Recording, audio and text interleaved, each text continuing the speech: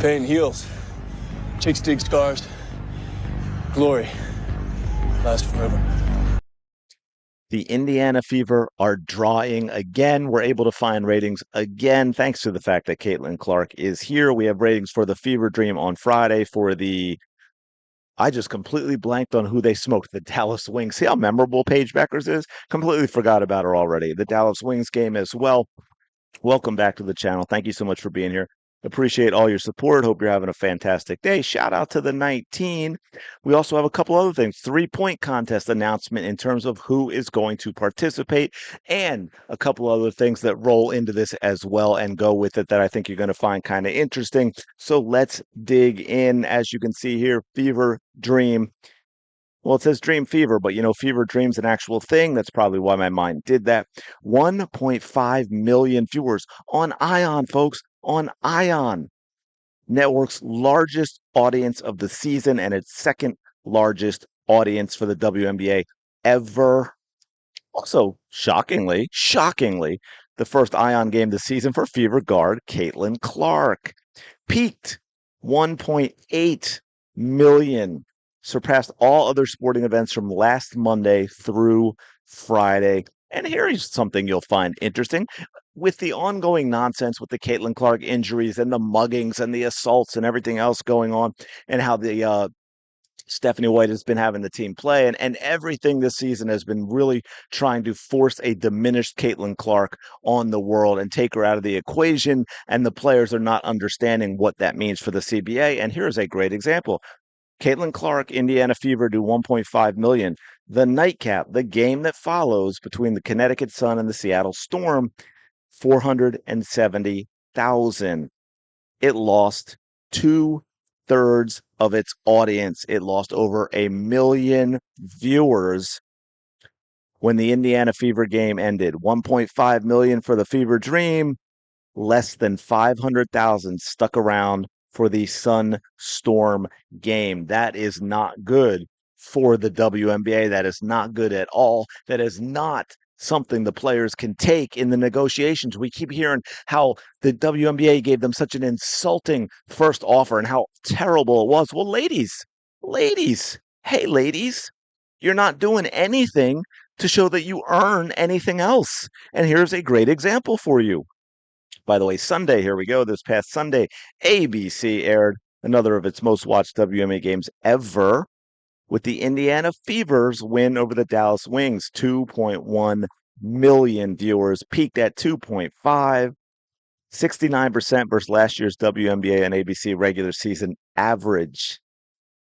Absolutely crushed it. And before people start talking about Paige Beckers, you can go and look at other Paige Beckers games like we did. I don't know, her opening game was like 600 and some thousand, which was solid for the network it was on, which I forget what it is, but it's not Caitlin Clark numbers at all. We know for the fact that they don't move to the larger arena for Paige Beckers permanently, right? They could do that permanently. She has at times not sold out the smaller arena. No shade to Paige. I'm just saying, please stop doing that to Paige and putting that type of thing on her. Now, interesting to this point as well. Check this out. I thought this was pretty cool. This chart from Google about search interest in WNBA teams so far this year. Let's see. Can I make this bigger for you? There we go. Hey, you know who that team is all the way to the left if you can't read it?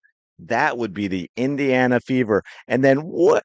Way down. And again, shout to them. But this isn't surprising, right? We have next is tied is the Dallas Wings. That's going to be because of Paige. The Chicago Sky. That's going to be because of Angel. No shade to them at all, though you can see the gap difference, right? And then followed closely behind them is the Golden State Valkyries, which of course expansion team, lots of new interest and so forth. Kate Martin plays for them. But you can see there just really isn't a whole lot of search interest relative to the Indiana Fever.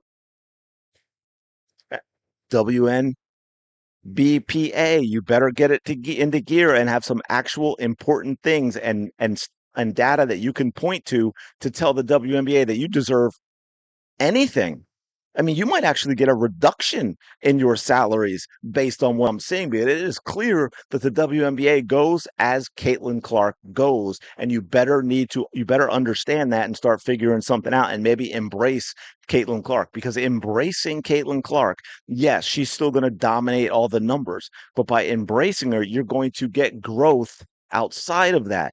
When you attack her, when you try and diminish her, nobody wants to give the rest of the league a chance. Caitlin Clark fans have become fans of other players.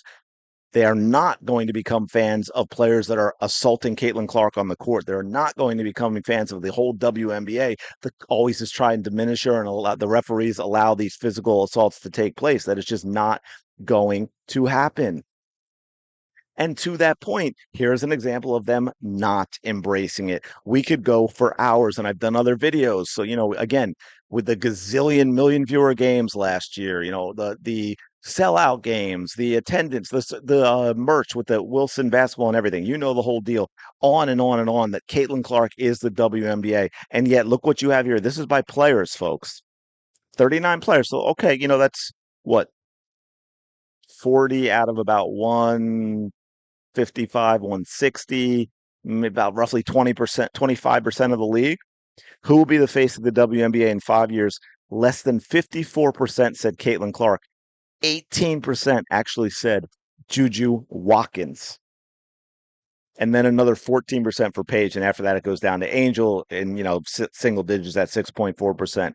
But you're really going to tell me, if that is how you feel, your league will continue to fail. But again, this is an example of the players not getting on board with how important Caitlin Clark is to the WNBA. And as long as this continues, it is going to limit the growth of the WNBA. Yes, you are seeing growth, but the growth is not nearly as high as it could be if the league simply embraced Caitlin Clark.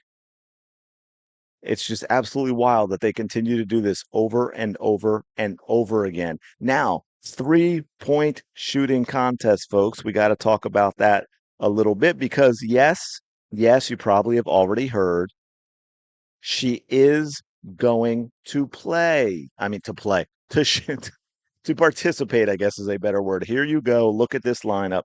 Sonia. It's Sonia, right? Like Red Sonia. Absolute Citron, Caitlin Clark, Alicia Gray. I can never say, she pronounces it differently. I can never get it. Sabrina Ionescu and Kelsey Plum will be participating in the 3-point shooting contest. Very, very interesting. Now, before it becomes a thing, because I'm sure it is somewhere, even though I haven't seen it, I'm just going to go ahead and put this out there, and I'm going to channel my inner WNBA activist fake fan and say, well, damn, that looks awfully, awfully white.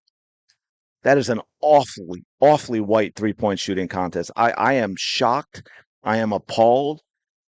This is the type of stuff we get in Indy, folks. It is really nasty. I cannot believe that they expect players to go into Indianapolis and be able to concentrate on playing basketball for All-Star Weekend. They are going to be terrified every second of the way. Every time they hear a loud noise, they're going to wonder if someone is coming to get them. They're going to be looking for hoods everywhere. It is just really, really nasty stuff. And then the WNBA confirms how terrible it really is when 4 of the 5 participating 3-point shooting contests do not have a tan.